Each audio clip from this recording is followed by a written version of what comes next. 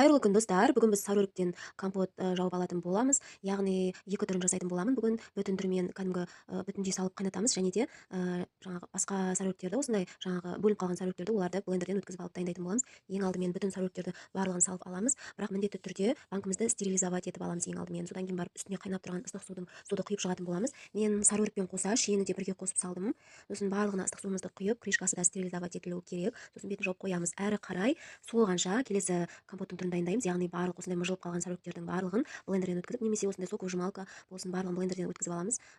Сөйтеміз да әрі қарай осындай дайын болған біздің жаңағы сұйықтығымызды осындай бір литрге 2 литр су құятын боламыз. Мен мысалы 1 литр салсам, оған 2 литр су құйдым.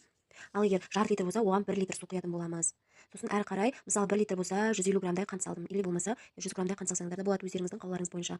Және қайнағаннан кейін міндетті түрде көбігін алып тастайтын боламыз. Стерилденген банкілерімізге осылай құйып шығатын боламыз.